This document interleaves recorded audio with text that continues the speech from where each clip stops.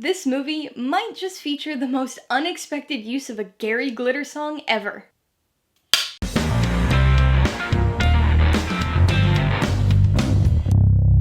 Hey everybody, welcome to Mainely Movies. Today, I'm going to be talking about the 2019 comic book psychological crime thriller, Joker. If you're new here, please consider subscribing for a variety of movie-related content like reviews, rank lists, and trailer reactions.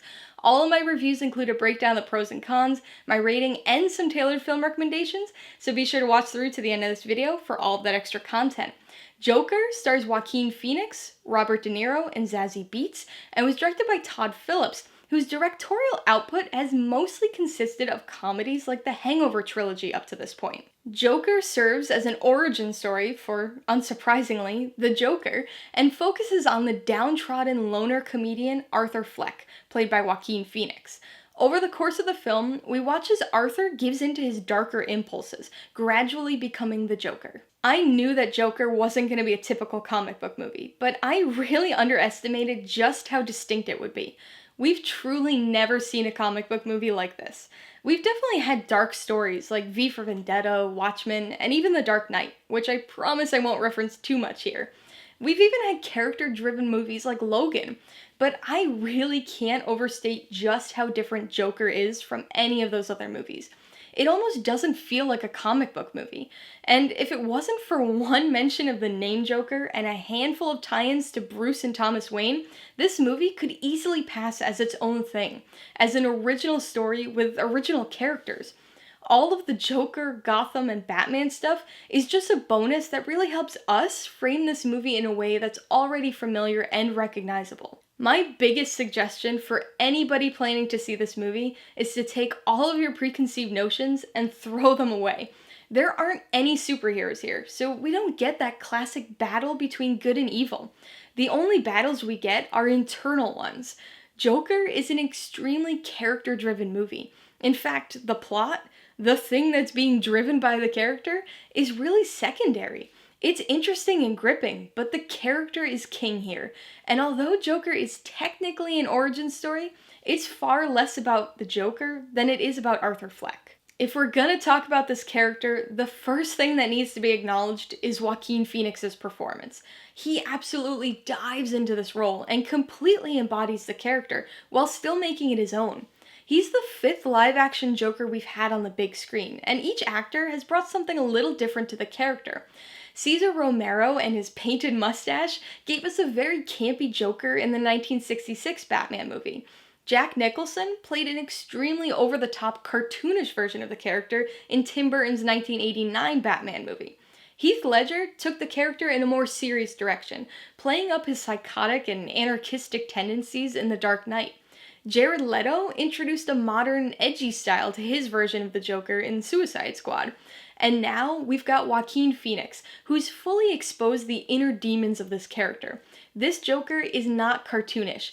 He's not cool or edgy. He's not anarchistic. He's just broken. He's deeply disturbed, and this manifests both physically and mentally, and Phoenix does a wonderful job capturing both aspects. His physical transformation for this role is startling. He's very gaunt and almost sickly skinny, showing off his ribs at almost every opportunity. But it's not just his physical appearance, it's also the way he carries himself. He's awkward in the way he interacts with other people, but he's also just physically awkward. The way he runs, the way he randomly dances by himself, it all furthers our understanding of this character. Beyond the physicality of the role, Joaquin Phoenix brings a powerhouse emotional performance. This character goes through so many things and has such wide-ranging responses and reactions. He's brooding and depressed, but also extremely erratic in his behavior. It's draining and exhausting just to watch him, so I can only imagine what it was like for Phoenix to actually portray the character. Like I said before, this is a Joker origin movie, but it's more an exploration of the circumstances that could lead somebody down a path towards becoming something like the Joker.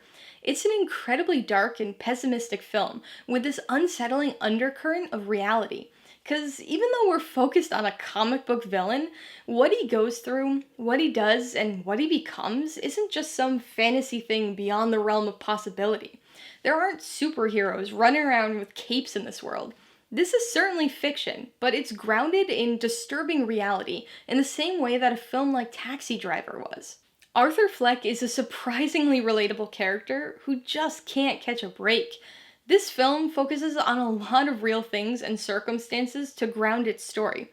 Mental illness is a very big component of this movie, but rather than broadly condemning it or portraying it as something that Arthur Fleck should or could control, this movie provides more of a commentary on mental health services and their availability.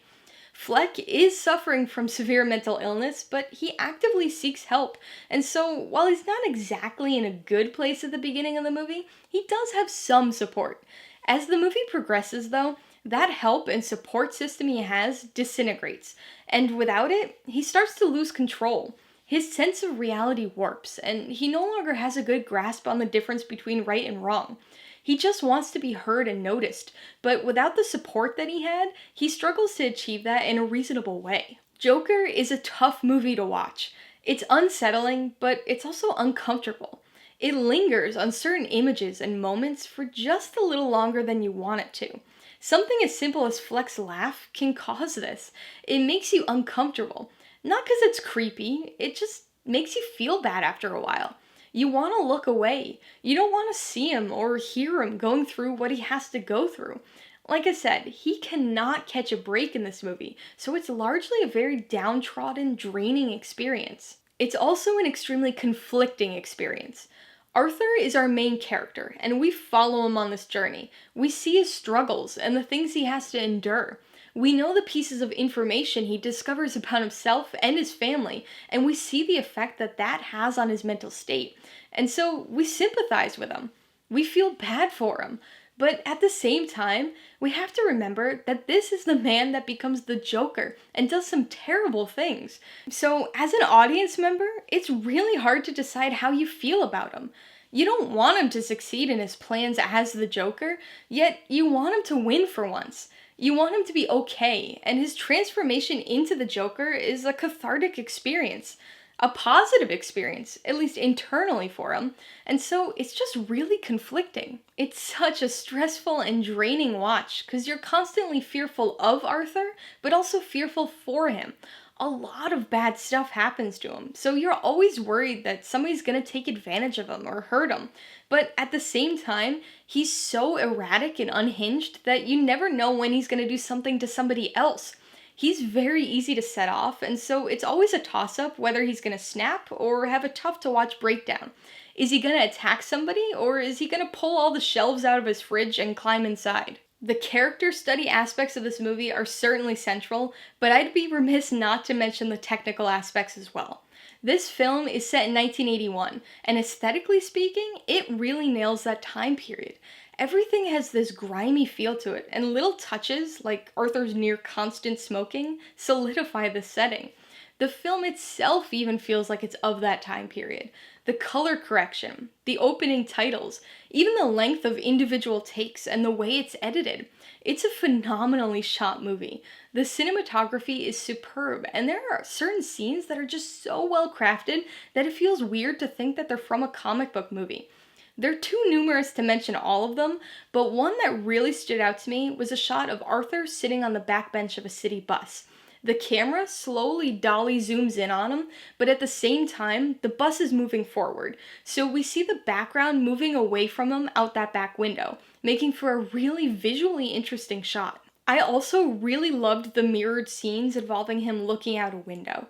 Near the beginning, we see him as just Arthur Fleck, depressingly staring out a bus window, but a similar shot of him later in the movie, as the Joker, reveals a very different outlook. There's a lot of that type of scene repetition that really emphasizes the change Arthur experiences during his gradual transformation into the Joker, and that, combined with the intense performance, results in an incredibly compelling film. Alright, let's talk about the pros and cons. Pro number one is Joaquin Phoenix's performance. He takes the Joker in a direction we've never seen before, revealing a deeply disturbed and broken character who's nearly equal parts sympathetic and unforgivable. It's very uncomfortable and difficult to watch at points, but remains fascinating. I still do prefer Heath Ledger's version of the character, but they're so different that it's tough to make a real direct comparison. The second pro has gotta be the character study of Arthur Fleck. Phoenix's performance brought it to life, but without a devastatingly poignant script and well-written character development, this movie wouldn't have been nearly what it is. The startling realism to the story puts Arthur's transformation into the Joker in a more unsettling and impactful context, and really pushes the story to emotional heights rarely seen in a comic book movie. Pro number 3 is the culmination of this film's technical aspects. The cinematography is the standout here, but not the only thing this film should be commended for. The editing and structure of the shots also aids in telling the story. The score is great, and even the soundtrack adds some interesting insight to the narrative, featuring tracks as wide-ranging as Sinatra's Send in the Clowns, to Gary Glitter's Rock and Roll Part 2, to Cream's White Room. On the con side, my only real issue with this film is that it felt a tad self-indulgent at points. It wasn't anything major, and it worked in the grand scheme of things. It just had this unnecessary lingering quality at points. When that was done to actively make the audience uncomfortable, it was okay. But there were several times where it didn't really contribute anything character-wise or story-wise. The excessive length of the numerous slow-motion scenes of Arthur dancing is a perfect example of what I'm talking about. They were exceptionally well shot and didn't take anything away from the movie, but didn't add anything either. I'm gonna give Joker 4 out of 5 paws. I actually had a really hard time figuring out how to rate this movie. Even though I enjoyed it, I'll admit that my immediate reaction wasn't one of full-blown admiration.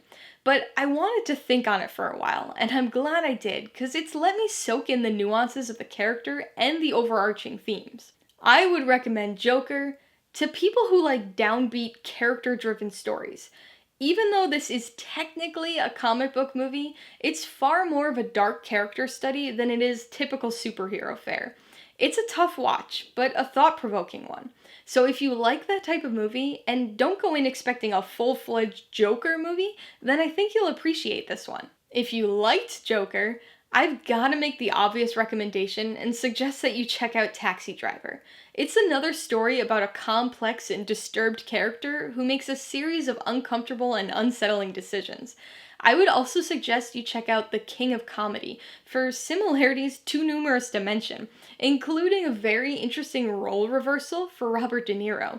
And if you just want some more of the Joker, I would definitely recommend The Dark Knight. Heath Ledger's rendition of the character is quite different from Joaquin Phoenix's, but there's still a similar darkness to their portrayals, and that movie offers something a bit more traditional in terms of comic book movies. Alright, a couple questions for you guys. Number 1, have you seen Joker? If so, what'd you think of it? And number 2, who's your favorite Joker? Be sure to leave your answers in the comments below so we can get a discussion going. Alright, so if you got some enjoyment, insight, or information out of this review, I'd appreciate it if you'd hit that like button. And if you haven't done so already, please hit subscribe while you're at it to see more videos like this. Till next time, this has been Alyssa with Mainly Movies, the way life should be.